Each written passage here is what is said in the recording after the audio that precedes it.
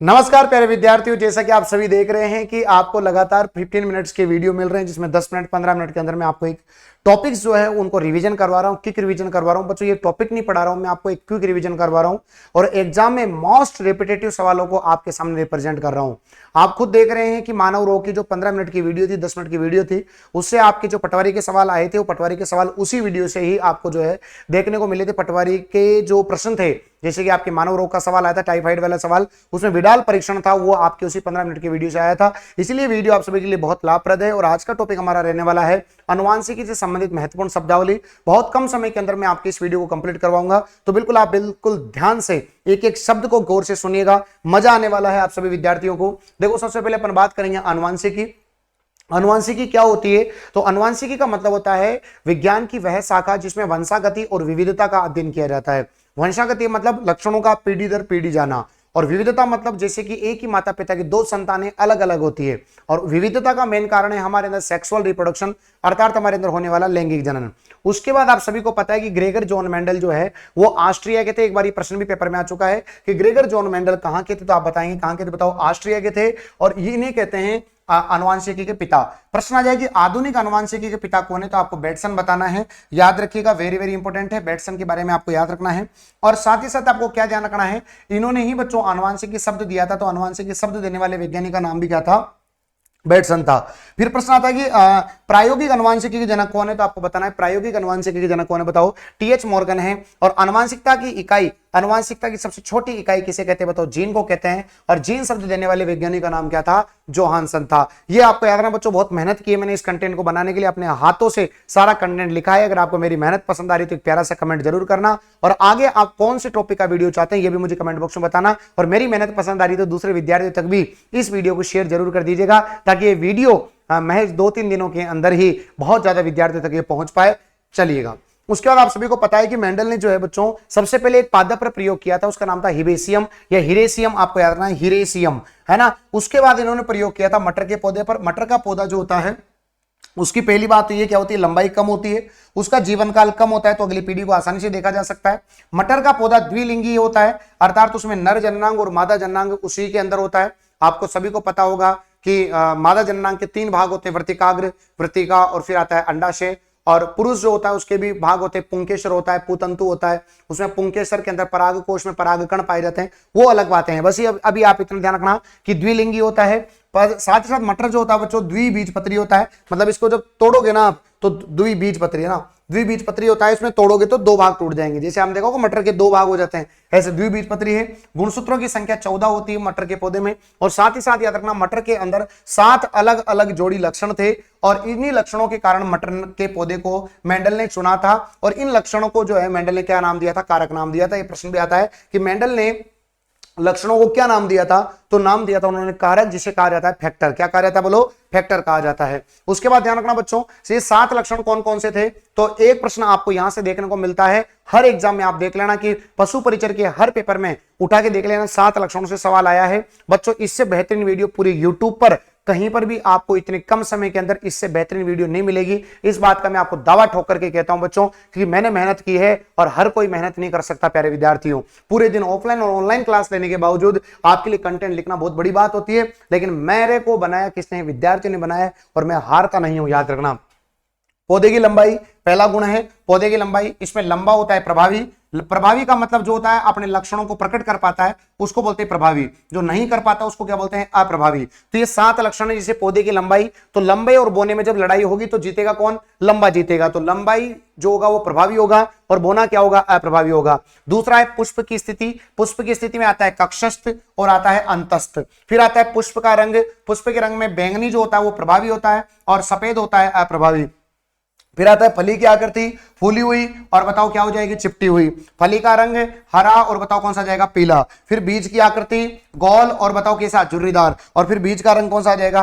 पीला, और बताओ कैसा हो जाएगा? हरा। प्रश्न आएगा निम्न में से कौन सा प्रभावी लक्षण है, निम्न में से कौन सा अप्रभावी लक्षण है, निम्न में से कौन सा कथन गलत है, निम्न में से कौन सा कथन सही है। कुल मिलाकर के आपको इनको मैच करवाना पूछ सकता है। कैसे भी प्रश्न बनेगा आपसे सवाल बनेगा, 100% याद रखिएगा। आपको इधर हो सकता है इधर लिख दे और उनके सामने उनके प्रभावी और अप्रभावी लक्षण लिख दे और बोले कि बताओ कौन सा कथन गलत है। समझ में आ रही मेरी बात? याद रखिएगा।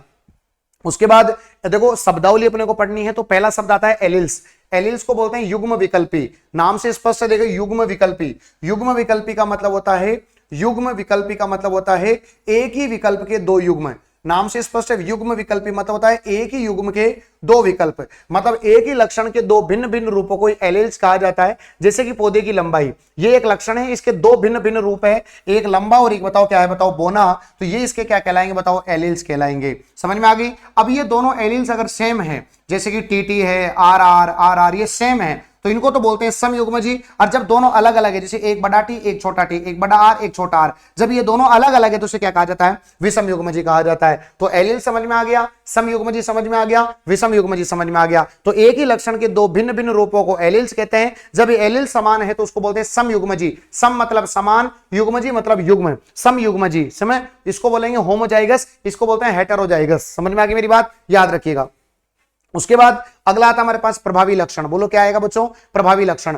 अब गुरुजी प्रभावी लक्षण कौन से होते हैं, जो अपने आप के लक्षण को प्रकट कर पाते हैं उन्हें हम क्या बोलते हैं, बताओ प्रभावी लक्षण कहा जाता है। जो अपने आप को प्रकट कर पाते हैं उसे क्या कहा जाता है, बोलो प्रभावी लक्षण कहा जाता है। जैसे एक लंबा और एक बोना, दोनों में जब लड़ाई हुई तो जीतेगा कौन, बताओ लंबा जीतेगा, तो लंबा क्या हो जाएगा, बताओ प्रभावी हो जाएगा। और दूसरा होता है अप्रभावी। जब ये जेल प्रेरी में आया था अभी सवाल, याद रखिएगा, जब दो चीजों में लड़ाई होती जो अपना प्रभाव प्रकट नहीं कर पाता उसे क्या बोलते हैं, अप्रभावी कहते हैं। फिर याद रखना, एक ही लक्षण में, जैसे कि मान लो पौधे की लंबाई, एक लंबा और एक बोना, जब इनमें क्रॉस कराते हैं तो उसको बोलते हैं एकल संकरण, मोनो हाइब्रिड क्रॉस। जब एक ही लक्षण के बीच मान करके एक ही लक्षण के बीच में क्रॉस कराते हैं तो उसको बोलते हैं एकल संकरण। और एक होता है द्विसंकरण, डाई हाइब्रिड क्रॉस, जिसमें दो लक्षण, जैसे कि 7 लक्षण थे ना, उनमें से 2 लक्षण ले लेगा, पौधे की लंबाई, पौधे का रंग।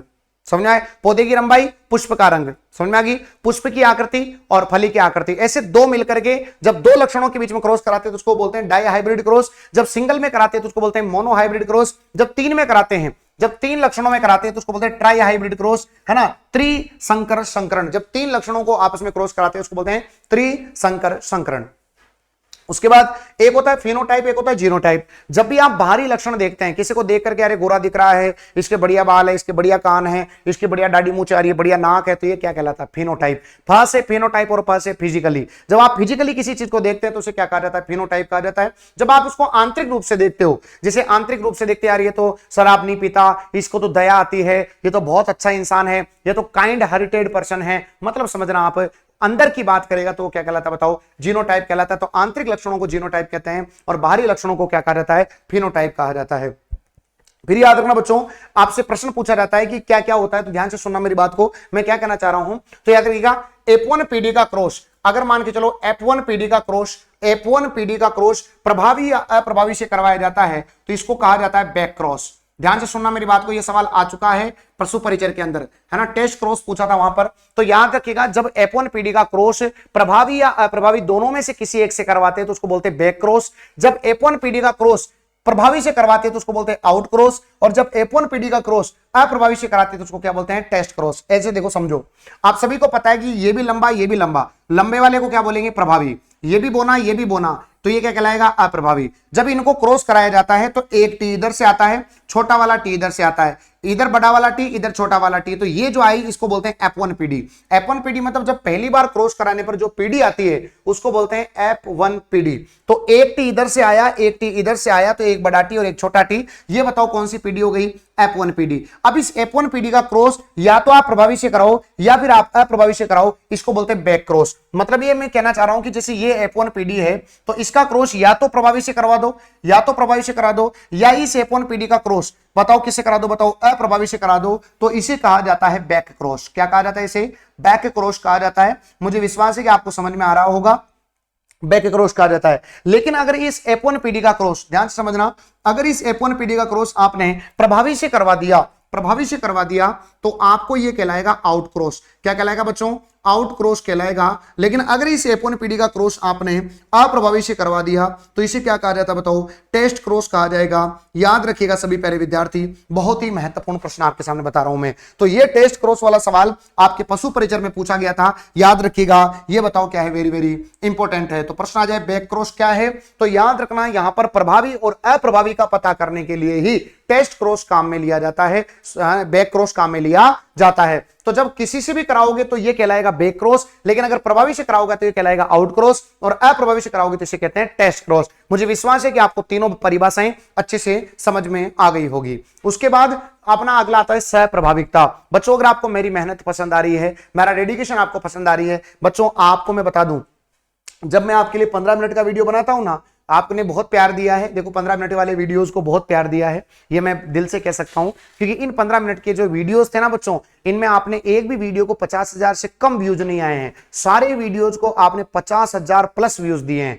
मतलब 71,000 72,000, और ये बहुत दिनों में नहीं, आपने मतलब 5-7 दिनों के अंदर ही 50,000 प्लस व्यूज दिए हैं। राजस्थान ने बहुत प्यार दिया है साहब मुझे, तो इसके लिए मैं मेहनत करता हूं बच्चों, है ना। और इसके लिए आपको जब 15 मिनट का वीडियो मिलता है ना, तो इसमें मेरी मिनिमम बच्चों 50 मिनट की मेहनत होती है, मिनिमम से मिनिमम। मैक्सिमम तो कई वीडियोस के लिए तो मुझे 1-1.25 घंटा भी टाइम लगता है बच्चों, क्योंकि सारा कंटेंट पहले लिखना पड़ता है, लिखने के बाद उसको 2 बार चेक करना पड़ता है कि कहीं छूट तो नहीं गया, फिर उसको रिकॉर्ड करता हूं, और रिकॉर्ड करने के बाद फिर उसको वापस से सुनता हूं कि कहीं पर कुछ रह तो नहीं गया, कुछ मिसिंग तो नहीं होगा, तब जाकर के आपको वीडियो मिलता है। मतलब आपके इस 15 मिनट के लिए मैं 50 मिनट 1 घंटा जो है अपना टाइम देता हूं, और इस 1 घंटा मेरे टाइम देने से आपके 4 घंटे बचते हैं बच्चों, आपके 4 घंटे, क्योंकि इस टॉपिक को जब आप पढ़ोगे तो 4 घंटे में आपको ये टॉपिक क्लियर होगा। फिर भी इतनी चीजें आपको जो है याद नहीं रह पाएगी जो मैं आपको 15 मिनट के अंदर आपको क्लियर करवा रहा हूं। ये वैल्यू है एक इस 15 मिनट शो की बच्चों, ठीक है, याद रखिएगा। तो सहप्रभाविकता क्या होती है? जब 2 लक्षण, मेंडल ने यह कहा था कि हमेशा जब क्रॉस कराते हो 2 चीजों में, तो एक का प्रभाव प्रकट होता है, दूसरे का प्रभाव प्रकट नहीं होता, ये मेंडल ने कहा था। लेकिन ये उसका अपवाद है। मेंडल का प्रभाविकता के नियम का ये क्या बताओ, अपवाद है ये दोनों। ये क्या कहते हैं, जैसे सहप्रभाविकता, कोडोमिनेंस, मतलब दोनों ही अपना प्रभाव प्रकट कर लेते हैं, जो साथ साथ प्रभाव। जो कि मेंडल ने कहा था कि जैसे एक लंबे और एक बोने में क्रॉस कराओगे तो या तो वो लंबा आएगा या फिर वो बोना आएगा, दोनों में से एक आएगा। लेकिन यहां पर अगर आप हमारे ब्लड ग्रुप को देखोगे ए और बी को, तो यहां पर ए भी अपना प्रभाव प्रकट करता है, बी भी अपना प्रभाव प्रकट करता है, दोनों ही अपना प्रभाव प्रकट करते हैं। जबकि मेंडल ने तो कहा था कि हमेशा एक ही प्रभाव प्रकट करेगा, उसको बोलते हैं प्रभाविकता का नियम। तो इस प्रभाविकता के नियम का अपवाद बताओ कौन है, बताओ आपका सहप्रभाविकता है। और सहप्रभाविकता का एग्जाम्पल कौन है, तो ब्लड ग्रुप ए बी है। इसको आप गांठ बांध लेना, पेपर के दिन में याद आऊंगा आपको, पटवारी वालों को भी याद आया था, आपको भी याद आऊंगा, आगामी सभी एग्जाम वालों को याद आऊंगा। इसलिए कह रहा हूं भाई साहब मेहनत करना स्टार्ट कर दो बच्चों। इस 15 मिनट के वीडियो को बिल्कुल अच्छे से 2-3-4 बार देख लिया करो। सारी बातें आपको जिस दिन पेपर होगा बताऊंगा इस 15 मिनट की क्या वैल्यू है बच्चों। उसके बाद अपूर्ण प्रभाविकता। मेंडल ने कहा कि 2 चीजों में जब लड़ाई होगी तो एक का प्रभाव प्रकट होगा वो तो प्रभावी, और जिसका नहीं होगा वो अप्रभावी। लेकिन अपूर्ण प्रभाविकता का मतलब है जिसमें दोनों का ही प्रभाव प्रकट नहीं होता, इनकम्प्लीट डोमिनेंस, मतलब दोनों का ही प्रभाव प्रकट नहीं होता, उसे क्या बोलते हैं, अपूर्ण प्रभाविकता। जैसे इसका एग्जांपल आपको याद रखना है, स्वान पुष्प या स्नैपड्रैगन, इसके अंदर दोनों का ही प्रभाव प्रकट नहीं हुआ था। याद रखिएगा सभी विद्यार्थी। अब कैसे होता है, क्यों होता है, ये अपने सिलेबस में नहीं है, हमको केवल शब्दावली पढ़नी है। प्रश्न आ जाएगा बताओ अपूर्ण प्रभाविकता क्या होती है, जब दोनों ही अपना प्रभाव प्रकट नहीं करते। एग्जाम्पल क्या याद रखना है, स्नैपड्रैगन या इसे कहा जाता है स्वान पुष्प। अगला आता है लिंकेज। सहलग्नता को बोलते हैं लिंकेज बच्चों। और लिंकेज का मतलब क्या होता है, लिंक होकर के जाना। जैसे ये गुणसूत्र है प्यारे बच्चे, इस गुणसूत्र पर 2 जीन हैं, इस गुणसूत्र पर ये 2 जीन हैं, और ये दोनों जीन अगली पीढ़ी में एक साथ जो है ट्रांसफर होती है, उसे बोलते हैं लिंकेज। लिंक एज मतलब लिंक होकर के जाती है। सहलग्नता मतलब साथ लग करके जाती है। तो एक ही गुणसूत्र पर उपस्थित 2 जीन अगली पीढ़ी में एक साथ उनकी वंशागति होती है, उसे ही क्या कहा जाता है, सहलग्नता कहा जाता है। और इस सहलग्नता के बारे में किसने बताया था, टी.एच. मॉर्गन ने बताया था। और इसका एग्जाम्पल कौन है, तो आपको याद रखना, ड्रोसोफिला मक्खी। क्या बताओगे, ड्रोसोफिला मक्खी। टी.एच. मॉर्गन ने देखा था कि ड्रोसोफिला जो मक्खी थी वो जब आ रही थी, उसकी आंखों का कलर चेंज होते ही उसका पेट दर्द होकर के वो ड्रोसोफिला मक्खी मर रही थी। तो उसने बात बताई थी कि उसकी आंखों का कलर और पेट का दर्द, इन दोनों के जीन एक साथ अगली पीढ़ी में जाते हैं, इसी को बोलते हैं सहलग्नता। और ये कौन सी नियम का अपवाद है, तो मेंडल का तीसरा नियम है, जिसका नाम क्या है, स्वतंत्र अपव्यूहन का नियम। 3 नियम दिए थे मेंडल ने। पहला था प्रभाविकता का नियम, दूसरा था पृथक्करण का नियम, और तीसरा था स्वतंत्र अपव्यूहन का नियम। पहले नियम के 2 अपवाद हैं, सह प्रभाविकता, अपूर्ण प्रभाविकता। तीसरे नियम का अपवाद है सहलग्नता। सहलग्नता जिसके बारे में बताया था टीएच मॉर्गन ने। दूसरे नियम का कोई भी अपवाद नहीं है, पृथक्करण के नियम का कोई भी अपवाद नहीं है। तो याद रखिएगा, सबसे पहला नियम आता है प्रभाविकता का नियम, जिसके दो अपवाद थे। दो चीजों में लड़ाई होती है, एक चीज जीतेगी, एक चीज बताओ क्या करेगी, हारेगी। दूसरा नियम है पृथक्करण का नियम। एक बात बताओ, आप अपना क्या प्रकट करना चाहते हो, प्रभाव प्रकट करना चाहते हो। प्रभाव प्रकट करने के लिए आपको नौकरी की तैयारी करनी पड़ेगी, और नौकरी की तैयारी के लिए आपको घर वालों से क्या रहना पड़ेगा, बताओ, पृथक रहना पड़ेगा, अलग रहना पड़ेगा। और जब घर वालों से अलग रहोगे तो आप कैसे पड़ जाओगे, बताओ, अकेले पड़ जाओगे, एकल संकरण का नियम कहते हैं। लेकिन फिर आप उदयपुर में आओगे तो क्या हो जाओगे, बताओ, स्वतंत्र हो जाओगे। 2-5 महीने रहने के बाद तुम एकदम बिल्कुल स्वतंत्र हो जाओगे। फिर एक से कैसे हो जाओगे, बताओ, डबल हो जाओगे। इसलिए इसको क्या बोलते हैं, द्विसंकरण का नियम कहा जाता है। तो याद रखना, पहला है प्रभाविकता का नियम, दूसरा है पृथक्करण का नियम जिसे बोलते हैं एकल संकरण का नियम, और तीसरा नियम है स्वतंत्र अपव्यवन का नियम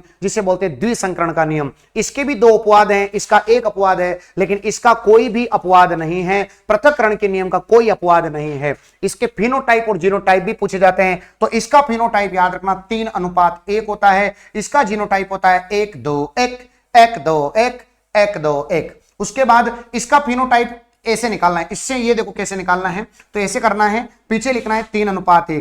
पहले वाला फिनोटाइप लिख दो 3:1। अब इसको गुणा करो, 1 को 3 से गुणा किया तो 3, और 3 को 3 से गुणा किया तो 9 आ जाएगा। बस 9 3 3 1। तो बताओ, इससे ये निकाल लोगे ना आराम से, कुछ नहीं करना, केवल क्या करना, बताओ, गुणा करना है। तो 1 को 3 से गुणा किया तो बताओ कितना आया, 3 आया, और 3 को फिर 3 से गुणा किया तो कितना आया, बताओ, 9 आया। तो 9 3 3 1।